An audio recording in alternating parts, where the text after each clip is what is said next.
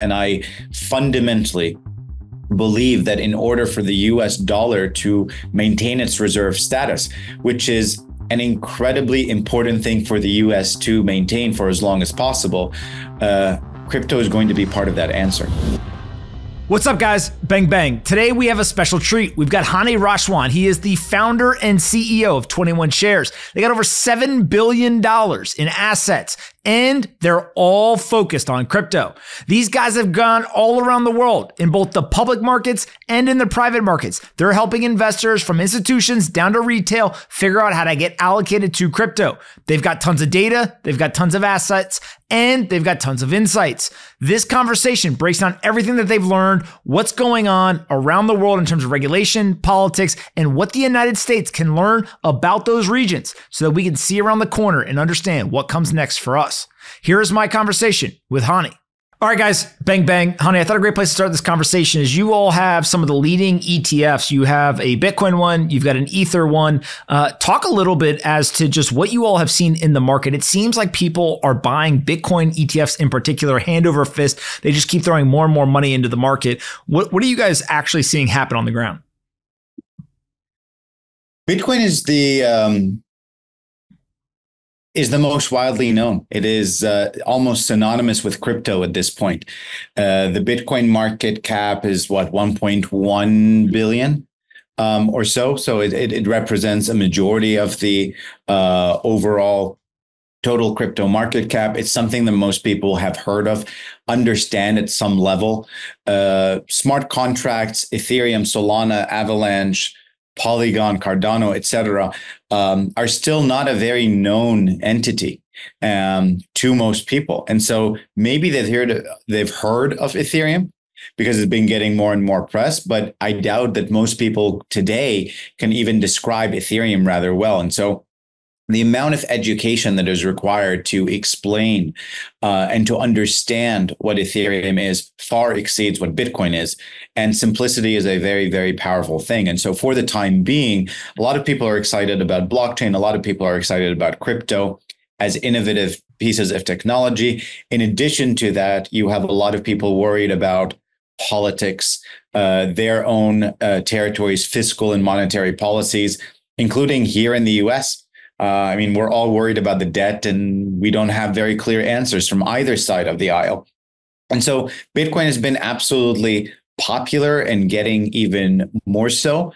But what we find is that typically speaking, people enter with Bitcoin, they learn a little bit more about Ethereum and the blockchain, then they get into the rabbit hole. And at 21 Shares, I think we have close now to 50 ETPs and ETFs around the world in over a dozen countries. And so at some point, you end up with the more esoteric niche assets and a greater understanding of them. But oftentimes the gateway into this world is Bitcoin, which is part of why you see such a huge amount of demand for it. The other thing is that part of the cycle that we're in, we're not exactly back to the bull market, although we've clearly escaped the bear. Bitcoin starts to build up, along with the halvening and the market cycle between the bear and the bull market. It's very clear why Bitcoin right now is incredibly popular, but I would expect the alts to start picking up at some point next year. Now, why is the Ether ETFs not nearly as popular as the Bitcoin ETFs? Is it just all brand, as you're mentioning, and Bitcoin kind of dominates? Or are there other things that you think are maybe deterring or just having lack of interest for the Ether ETFs in comparison?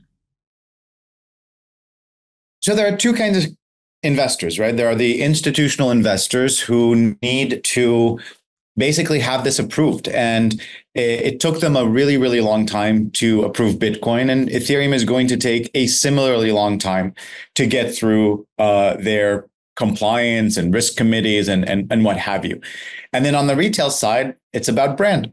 Again, go out in the streets and ask anyone about Bitcoin and ask anyone about Ethereum and tell me how well they explain Bitcoin and how well they explain Ethereum. And more often than not, I think they more or less get Bitcoin, but with Ethereum, it's just a little bit more complex and earlier in its cycle.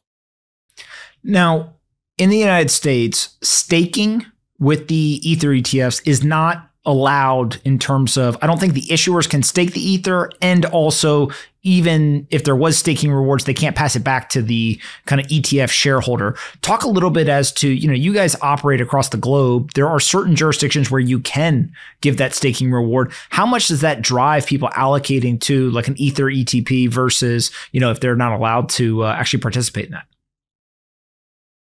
That's an excellent question. And as you can imagine, we get this a few times. I think the answer will surprise you. So first of all, our ambition is to include staking in our Ethereum ETFs in America as soon as possible. We are working diligently and aggressively with the regulator, both in the US and elsewhere, where we don't have staking, to add staking. We think it's an important feature to have. We want to pass on the rewards to the end clients. And it's something that we'll continue pushing for. Like I said, it's our vision and ambition. That said, if we just go back to what we were just talking about, there are a couple of different kinds of investors. On the institutional investor side, something that may surprise you is that sometimes, more often than you would assume or think, they can't get Ethereum with staking past their committees for approval. And so in Europe, for example, where we're the largest crypto ETF issuer on that continent, we have not one, but two Ethereum ETFs. One stakes, one does not stake. And the one that doesn't stake still has 9 figures worth of AUM in it. And it's mostly composed of either people who gravitate towards the lowest fees possible without wanting staking on top of it, or more often than not, institutional investors who cannot invest in Ethereum if it stakes. Because the way that they would perceive it is that staking is an additional risk factor that is not 100% guaranteed. And therefore, for whatever reason, their IC, their investment committee, or their other risk and compliance committees have not approved yet of investing in a staking or a stakeable exchange traded product. And so it will take a while and we will get it passed. And we've seen this a lot in other geographies as well. Sometimes we start without staking and add staking later because the regulator just needs a little bit more time to get educated, get caught up, and feel more comfortable approving it. But on the other hand, and for the foreseeable future, I really do think that there is going to be a large amount of demand for a non-staking, ultra-conservative Ethereum, Cardano, Solana, Avalanche, etc. ETPs. When those assets get approved, do you see the crypto native kind of retail investor being the ones allocating to it? Or do you think that institutions say, I want diversification? Or are they going to treat this kind of like, I'm going to do some stock picking. I'm going to try to actually pick who the winners are going to be here? It's absolutely the fire. The embers, the root, the foundations of the fire are absolutely retail investors. We've talked about this a lot. Retail investors are unique with crypto in that most new asset classes have been started and pushed by more institutional types who have reaped most of the rewards. And in crypto, it's the exact opposite. And that still holds true today. The retail is absolutely the base. The Bitcoin ETFs and the Ethereum ETFs in America, we've seen some pension funds and some teacher and firefighter unions allocate money to it. And it's so exciting. And we're speaking to more and more every day. And we hope to get more and more. But the base is still quite retail heavy. Now, on the institutional side, just to answer your question, more long-term focused, long holders of this asset typically take a while to get this past the committees and approved. We are still working through several processes with larger institutional investors for the Bitcoin ETF, which in America we listed in January. Now, another kind of institutional investor, the more active trading hedge funds and the discretionary funds and things like that, they're stock picking. or maybe they're momentum trading, or maybe they're doing a number of other things. You sometimes see market makers or hedge funds do the basis trade, for example, and all of these kinds of financial engineering or momentum trading or stock picking, as you called it. That we are seeing a lot with the ETFs, which are highly liquid. They're securities. They're part and parcel of what they are familiar with and what they can trade in. But by and large, even though a lot of more traditional institutional pension funds, insurance companies, some have started dipping their toes in the water, no one is fully in yet. Now, we mentioned the staking earlier and retail being the ones buying a lot of this stuff. How important is cash flow and yield and dividends and the staking rewards to these retail investors? And the reason why I asked that question is I think a lot of people almost assume, well, aren't the retail investors just like the GameStop investors? This is all speculation. This is all just like, can it go up 20x or I'm not interested? So the fact that some of the reasons why people are buying these may actually go counterintuitive to the pure like speculator mindset. Today's episode is brought to you by Domain Money. I get asked all the time, Pomp, where should I go for financial advice? Now, as you all know, I can't personally give financial advice, but I now know people who can. Domain Money makes financial planning straightforward and accessible. They tailor plans to your personal priorities and goals, whether you want to buy a big house, whether you want to fund college, or you want to take that dream vacation. Now, I'm not a Domain Money client, and they are paying me for this ad, as you know. And I've seen firsthand, though, the value of their service through a free plan they did for one of my brothers. Him and I got on with one of their financial advisors, and they walked us through the whole process. It was awesome. Domain Money offers unbiased, flat fee advice with no minimums and zero misaligned incentives.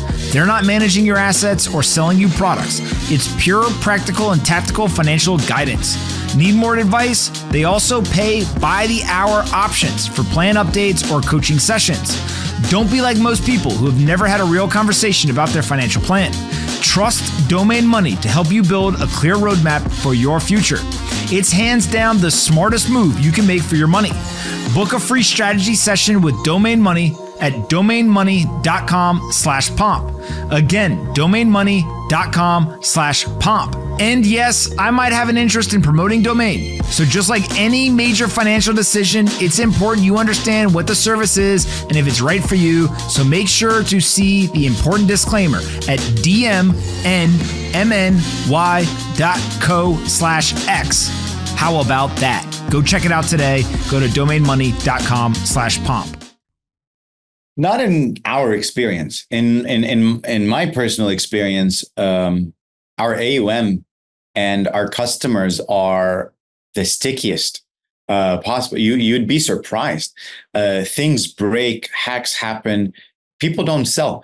People have a very long-term perspective on this. And there's a lot of research on this, right? The amount of Bitcoin that has moved, the amount of Bitcoin that has remained, et cetera.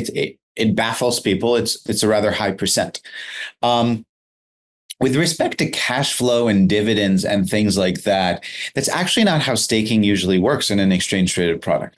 Because the way it usually works is that it's not a dividend that I actually give to you in cash.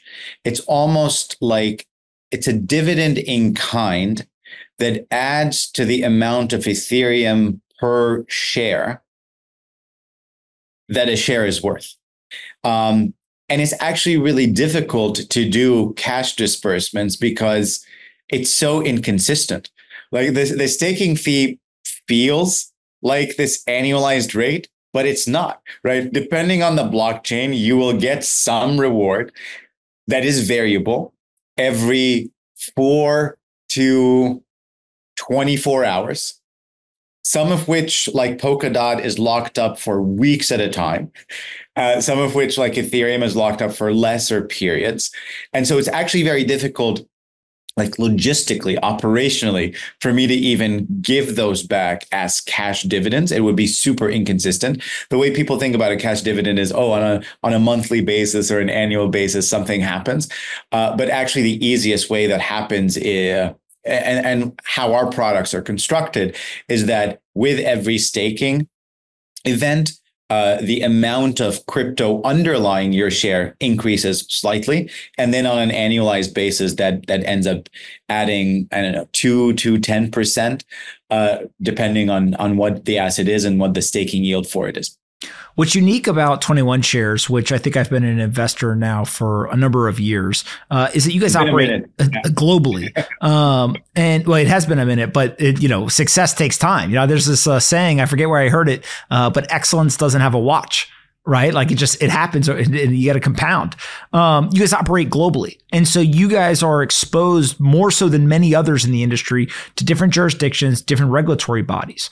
In America, it feels like the political class is now meeting Bitcoin and crypto class. They're kind of showing up saying, hey, nice to meet you, shaking hands. Do we like each other? Do we not?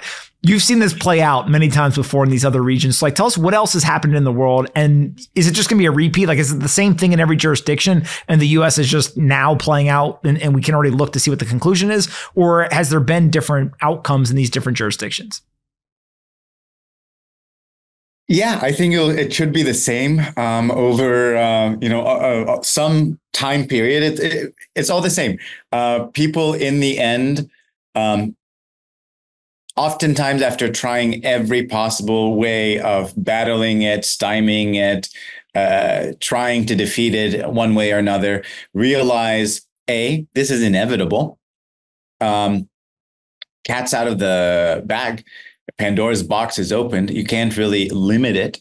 And then B, it's not just inevitable and we're being forced into it, but this is actually a pretty cool thing that can change things on a fundamental level for my citizens, for my country's standing, etc. I mean, the single greatest use case of crypto are stable coins. Last year, Visa settled $10 trillion, stablecoins settled $9.3 trillion. That is being felt in a lot of places, and reducing payment costs, remittance costs is a net positive for countries.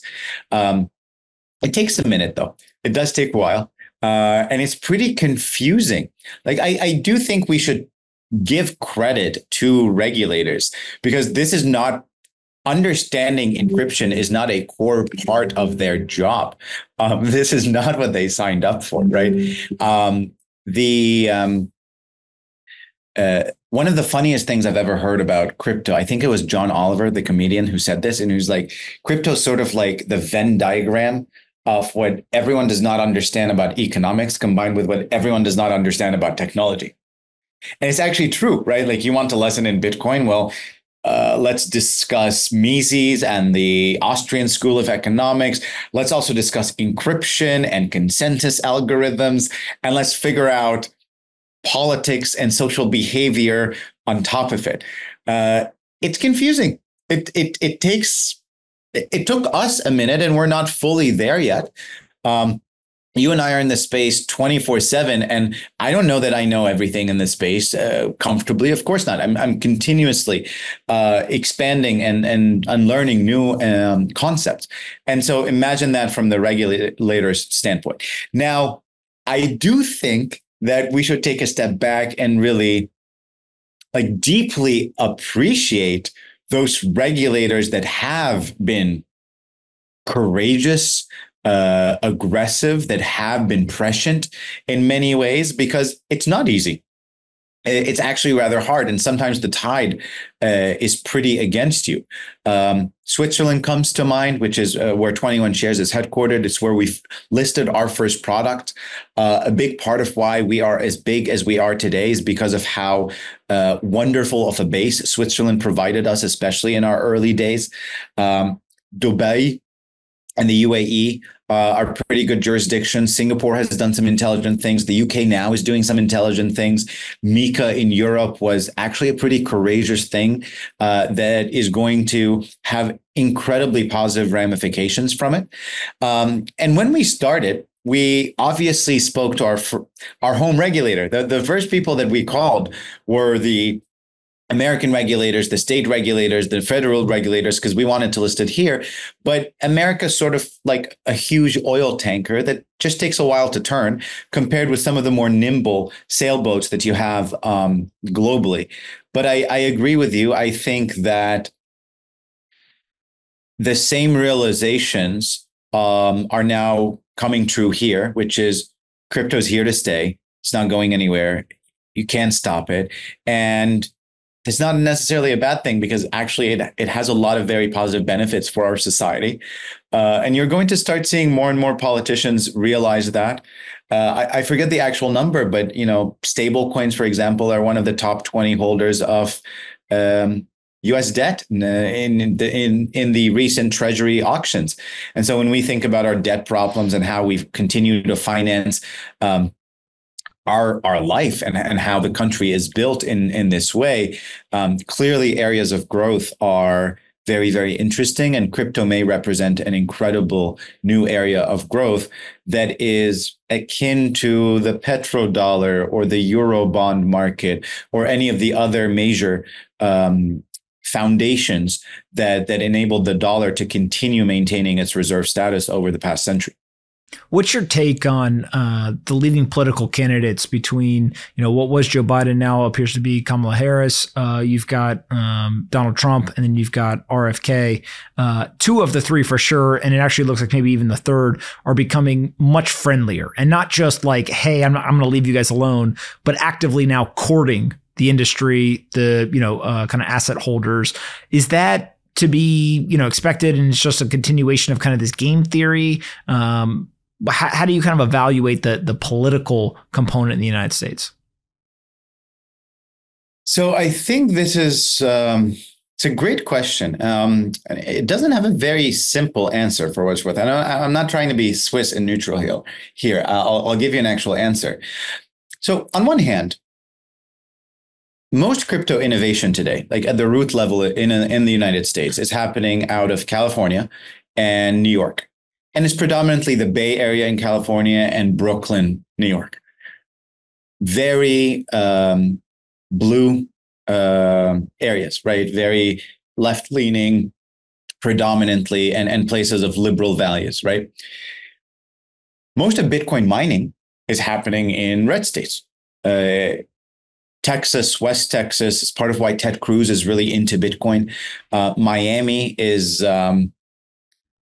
Miami and Florida in general lean more conservative than liberal. It's more red than blue there. Georgia is a major center of Bitcoin mining. And so you get different parts of the ecosystem are actually supported by different jurisdictions that may be left or may be right. And then on the holder's perspective, on the retail perspective, I know a lot about US retail customers of crypto.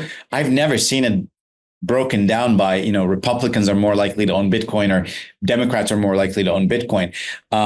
Turns out that Americans just like Bitcoin, and they may like it for different reasons. And I think that's fascinating, right? Is that oftentimes we're all climbing the same mountain. The conclusion is the same, but maybe you've gotten there in a different path or for a different reason. But at the end of the day, a majority of Americans like crypto, want to own crypto, purchase crypto. And I think that will continue to be the case.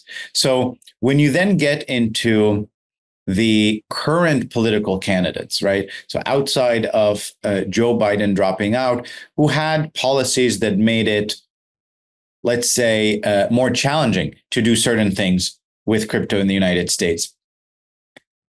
I think in a very stark, very, very stark difference to what Trump has been doing. But that's recent, right? Because I'm old enough to remember Trump having a very different stance on crypto. And yet his recent speech at the Bitcoin conference in Nashville, right, was exceptional. It was everything that the community wanted. RFK was there even before, but maybe people don't remember that. And I think that Kamala just got here, right? She's been the nominee for just a few weeks. I think she is still figuring out what her policy positions are, and how to, when there are disagreements with Biden, to share it in a way that is constructive, that emboldens her, while not diminishing him and the administration that she was a part of. But I'm confident that even though it's unclear exactly where she's going to go with this, given that a majority of blue states, Democrats and Republicans all buy and appreciate this asset, that at some point, almost all the politicians are going to figure that out and be a big part of it, especially because at the end of the day, crypto is just good for America and good for America's standing in the world. And I fundamentally believe that in order for the US dollar to maintain its reserve status, which is an incredibly important thing for the US to maintain for as long as possible, crypto is going to be part of that answer. It should be very comforting to Americans that 99% of stablecoins are denominated in dollars, and America should be doing more to facilitate more mining here, more stablecoins issued in dollars, and more innovation in crypto companies operating out of the US. So I think it's a matter of time for everybody, and I'm comforted by how many people are already here on both sides of the aisle. And the biggest example of this is if you look at the legislative branch, the bipartisan bills on stablecoins, for example, clearly show that both Democrats and Republicans are suggesting very real, tangible things that should embolden crypto further in the US.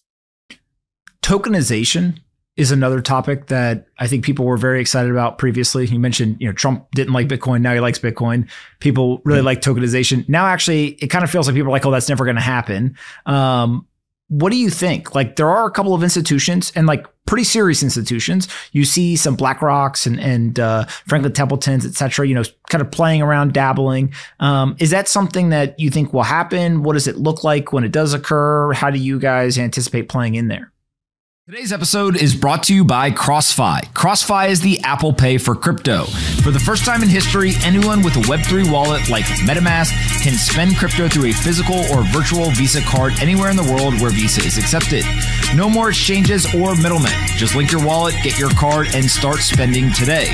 CrossFi card transactions have already been successfully processed in New York, Los Angeles, London, Dubai, China, Japan, and over 20 other countries. Be one of the first to get your hands on a CrossFi card and a prize pool of up to $3 million by joining and participating in their testnet today. You can go to xfi.foundation/users. Again, that's xfi.foundation/users. Go check it out today. Yeah. So I remember our very first conversation, you and I, and one of the things that we talked about are the assumptions that you make because the world that you have lived in has always operated this way. So you don't even think about this being a strange behavior. Like, for example, the stock exchange being closed more hours of the week than it is open. No one really thinks about that. And when you push them, they're like, no, that couldn't be. And then you do the math and you're like, that makes no sense. I think this is one of those instances. Is if you get to see how the sausage is made and how our financial system is actually architected, turns out that settlement and clearing has a lot of issues. It's being held together by duct tape. Turns out that custody banks and third-party administrators, accounting services, auditors, etc., it would behoove all of us and all of these elements to incorporate more programmatic, neutral ways of scaling up. And that's where tokenization comes, is that it is fundamentally better, faster, cheaper for a lot of applications. That's number one. Number two is it broadens accessibility, not just in the US, but globally. And so you have something that is both going to increase margins and revenues, reduce costs, as well as expand the total market size. So how can you not be excited about that? It's very clearly going to be part of the future. And at some point, as you say, every bond, commodity, stock, equity, et cetera, is going to be tokenized. I believe that. Now, that being said, it is very important to think about what gets tokenized and when. And this is one of the areas where I think we have really struggled. Is it can be wonderful to sit back and daydream about a day where you or I could make a bet on all of the luxury condos in the West Village above 1.2 million in value, wouldn't it be wonderful to buy a basket of that? Sure, absolutely. We're not there yet. And that's a very, very difficult thing once you realize that markets need trading, markets need price discovery, they need liquidity. And so my general personal rule with tokenization is I don't think tokenizing something can bring something that has no liquidity to liquidity. That's impossible. But what I do think is that if you already have liquidity, it can actually expand it. And so as a result of that, where have we gotten success with tokenization? We tried the real estate thing a few times. You were working on initiatives. We were working on initiatives. We've all tried to do some of these things because, again, on paper, I appreciate how attractive the conclusion seems to be. But actually, when you dig deeper into it, it's just very difficult to think about it. And you wonder, what benefits have I built? But where we're now seeing really attractive, high scale, high growth tokenization attempts, A, with the US dollar with stable coins, and B, with US treasuries, which is another highly liquid market. These can be used as building blocks to do a bunch of other things. You'll start seeing equities being tokenized. You'll start seeing ETFs being tokenized. And again, starting with ones where there's already a lot of liquidity. You'll probably see both a stock version of it and a tokenized version of it. In the same way that you get Android and iOS versions of apps, you'll be able to either buy this in a crypto wallet or buy this through a brokerage. And then over time, maybe we will converge towards one more than the other. But that's how I think about it overall. And we're going to play a big role in this. All of our ETFs are built on Onyx, which is our underlying infrastructure, our issuance and administration platform. We have a bunch of our competitors and other third-party asset managers who run off of it. And it has the ability to do that. It has the ability to issue both a share as well as a token. And so we're doing a bunch of things to tokenize highly liquid commodities, highly liquid stocks and ETFs, funds in general. And this is something that I think we will see more and more of. Before I let you go, talk a little bit about 21 Shares. It's a much bigger business than I think people realize. What numbers can you share with us or milestones and kind of, how do you describe the business today? Yeah, it's gotten to be a bit bigger than we all thought it would be. We're over 7 billion in AUM. We are the world's largest issuer of crypto ETFs by far, especially by number of products. We have something like 50 ETFs. We have the Bitcoin and the Ethereum and the Solana ones, but we also have the highest number of baskets. We have short Bitcoin and short Ethereum so that you can hedge or make a bet on the negative price action. We have the largest product suite of stakeable assets. And we have all of these thematic products as well. We are the largest crypto ETF issuer in Europe, in the Middle East, in APAC, in Australia, and the third largest in the US, although we're working very, very hard to rise even higher than that. About 50 ETFs in total of various types. We launch a bunch every year. And 7 billion in AUM. And in many cases, we were talking about this before the show, in many cases, a disproportionate amount of some of the crypto assets are in our ETFs. So over 1% of the total Solana in the world is in our ETFs. And I remember, this has $1 billion or more now. And I remember launching this thing with just a couple $1 million a few years ago. And so we've risen so highly because we are a big index and a growth accelerant of the crypto asset market, which itself has risen like bananas. And so I think we've gotten a lot of the rewards from that. Do you have any major milestone predictions between now and the end of whatever bull run we're in now? Like, are there things you're looking forward to that you say, these are things that are still left to actually occur? I think, public pensions buying was one. Then you got kind of the ETF approvals. That's now done. Like, what are the next milestones? A couple of things. On the more traditional front, I can't wait for the sovereigns to buy. And I'm talking about real sovereign funds. We're talking to a bunch. A lot of them are doing research, and you'll start seeing central banks and sovereign wealth funds, probably the sovereigns first, then central banks hold something. And when they do, that's going to be, I don't know, to you and me who've been in this space for a long time, absolutely ridiculous. Right? This is something that we talked about. The sovereign wealths are gonna buy people's bags. Exactly. Governments too, Bob. And so that's on the traditional side. On the more crypto native side, I love stablecoins. I can't wait to see more innovation there and more use cases, because I think it's something that really can touch a lot of people in a way that they understand. And then on the smart contracts platform side, we're quite bullish on Solana. We think Ethereum is here to stay and going to do a tremendous amount, but Solana is going to enable a new class of applications that could not run as well on Ethereum. And as a result, I think the next bull market is going to be very, very interesting for both of those assets in different ways. And I don't know where it ends up, but I really look forward to watching it. I love it. Where can we send people to find 21 Shares online? 21shares.com, at 21shares on Twitter, X. Thank you very much for doing this. We'll do it again soon, my friend. Thanks for having me.